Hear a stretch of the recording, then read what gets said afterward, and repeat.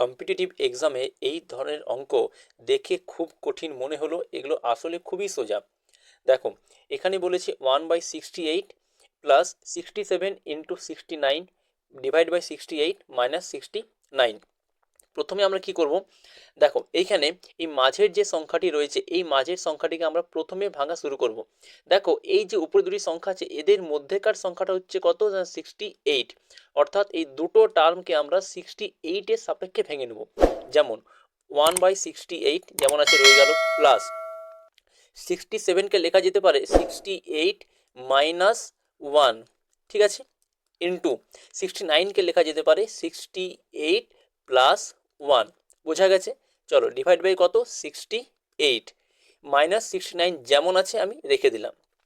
এরপরে ভালো করে লক্ষ্য করো, এই যে অংশটি অর্থাৎ উপরের অংশটি 68 মাইনাস 1 এবং 68 প্লাস 1, এ মাইনাস বি ইন্টু এ প্লাস বি, অর্থাৎ এটা আমাদের এ স্কোয়ার মাইনাস বি স্কোয়ারের ফর্মুলার মতো দাঁড়াচ্ছে।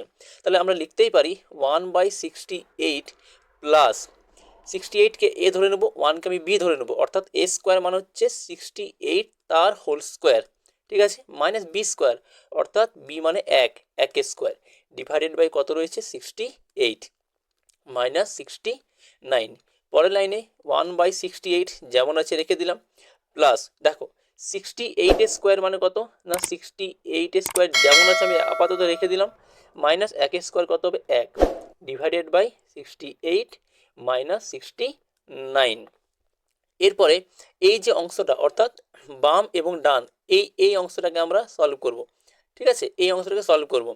এই দুটোকে যোগ করলে কি হবে না, এদের লসাগু হয়ে যাবে কত, এদের লসাগু হয়ে যাবে 68 অর্থাৎ 68 ভাজিত 68 মানে 1 আর 1 ইন্টু 1 মানে 1, প্লাস এইখানে 68 ভাগ করলে কত আসবে আমাদের 1 আসবে, এবং ওপরের সংখ্যাটা গুণ করলে চলে আসবে কত না 68 এর স্কোয়ার যেমন আছে রয়ে যাবে মাইনাস 1, এদিকে আমার মাইনাস 69 যেমন আছে রয়ে গেল।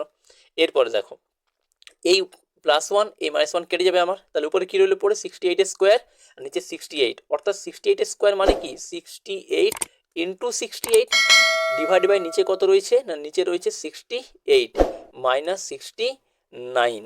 বুঝতে পেরেছো? আমরা একদম শেষ পর্যায়ে চলে এসেছি। এরপরে আমাদের একটা 68 এখানে কেটে যাবে, তাহলে রইল পড়ে কত 68 মাইনাস 69 ইজিক্যাল টু কত না -1। আমাদের উত্তর হবে -1।